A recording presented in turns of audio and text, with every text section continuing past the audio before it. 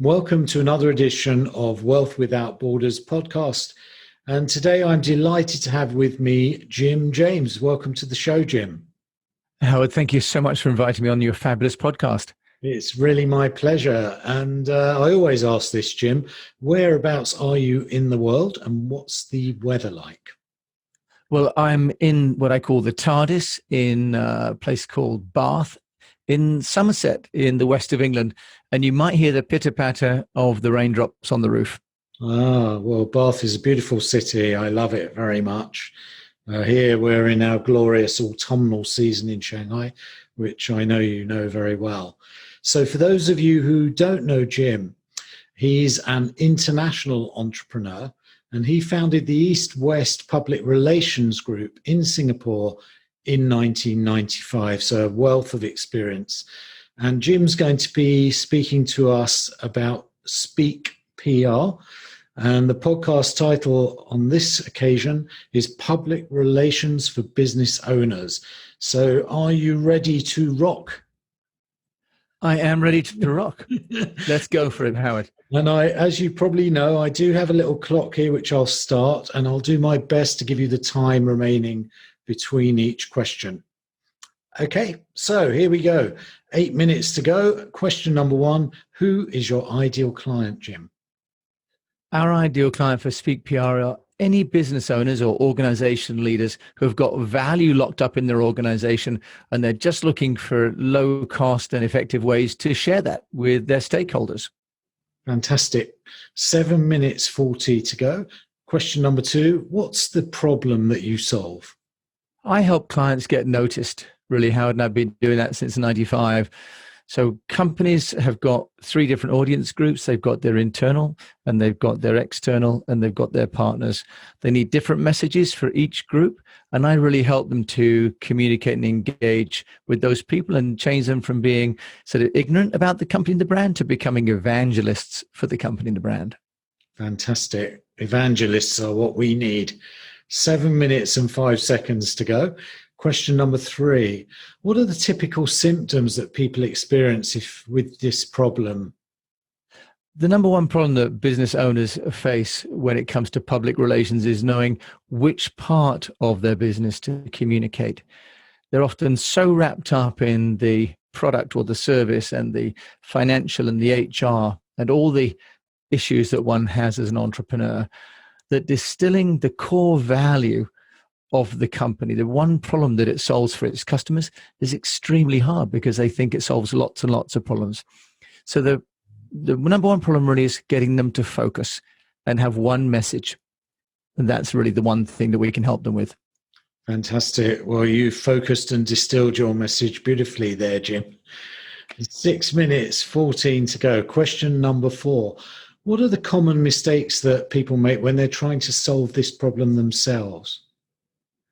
Well, the problem that entrepreneurs face when they are trying to solve communications issues themselves is a bit like a person trying to self-diagnose and not going to a doctor or a consultant. They're not able to reflect in an objective way, but also they're not able to listen to themselves objectively. So the common mistakes people do or people make is to say lots of things which are unfocused, or at the other extreme, say nothing at all. So what we find is a continuum, really, and they're really an extension of their personality types, Howard. Mm-hmm. So what we really try and do is to help them to get some focus and to distill the one key message that they want to share. Right. I can see how that would be a massive problem, trying to stand outside of oneself. 5 minutes, 10 seconds to go. Question number five. What's one valuable free action that people checking out the podcast today can implement today that will help them solve some, but not all of that problem? Okay, here's my little tip. Take your phone and take 1 minute, time yourself, and record your proposition as if you were speaking to an audience. 1 minute, and then play it back to yourself. And if you can, write it down and read it to yourself. Just take 1 minute and see if you can do it. And that's the exercise. What a fantastic exercise in discipline there. You've got 4 minutes and 16 seconds left, Jim. Question number 6. What's one valuable free resource that you can direct people to that will further help them with that problem? Well, what we've created at Speak PR, Howard, is a tool set which has got a message home, a story planner, and a technology applications directory, which enables them to focus the message, to plan the message, and then to amplify that message using technology. So the speakpr.co website really, I would say, is the destination for business owners who are wrestling with this problem. Fantastic. They sound like wonderful resources, and we will post that link into the podcast. Question number 7. You've got 3 minutes and 30 remaining. What concept or book or program or talk has been most impactful in your personal experience? Well, I think, Howard, there are so many, but the one that's really guided me for the last decade has been the Verne Harnish Rockefeller Habits. And in that, he talks about the importance of data and priorities and of rhythm. And if you have these 3 elements for any part of your business, then it really helps you to focus and decide not just what to do, but what not to do. And a key part of any business is deciding what not to do so you can focus on the core messages. So the Rockefeller Habits and the scaling up. Fantastic. You've got a luxurious 2 minutes and 40 remaining to answer question number 8. What's the one question I should have asked you that you feel will give great value to people checking out the podcast? And what's the answer to that question? Well, I think the one topic that comes up repeatedly for me with business owners is what they should stop doing. So the question that you haven't asked me, Howard, is what would you advise people to stop doing? And the answer to that from a public relations point of view is often they should stop talking and start listening.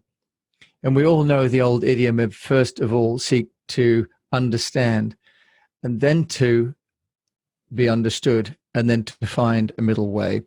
And in public relations, which is all about communications, this is really a central tenet of the work to be done.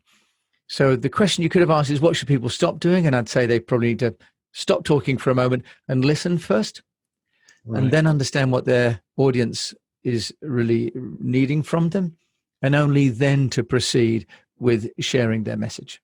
Fantastic. We've got an extra minute, so I think I can just speak to that and say that one of the big learnings for me this year has been to talk more to my clients, prospective clients, and really understand what they want rather than what I think they need.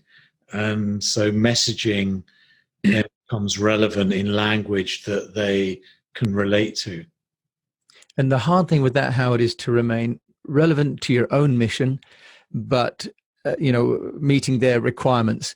And this is where, again, it comes back to deciding who the key clients are going to be and deciding who you can't serve properly. So Speak PR is all about helping people to focus on what they can do and helping them to communicate that effectively and at scale using technology. But the key is to focus and to have confidence that what you've got to offer is of value to somebody. Fantastic. Well, Jim, that was certainly of value to many people checking out this podcast. We've got a whole 26 seconds left for me just to say I'm slightly jealous of you being in Bath. Those of you who don't know the city, it goes back beautifully to Roman and Georgian times, and it's a wonderful bit of oldie worldy England. I'm in not so oldie worldy Shanghai, but thanks to Zoom and technology, we're able to connect once more, Jim. Howard, thank you so much for having me. And The Wealth Without Borders is such a fabulous program. So wishing you all the best for that. And thank you for including me on your podcast. Thank you. And for those of you who don't know Jim's podcast, it's also stellar, I would say. I aspire to that kind of level of performance. You're too kind. Oh, take care now, Jim. Thank you, Howard, so much. Many thanks for checking out Wealth Without Borders podcast. I'd love you to head over to iTunes, subscribe, and leave us a review. And if you'd be kind enough to do that, I would really appreciate it. And then if you want to know more about what I do, Check out wealthwithoutborders.net.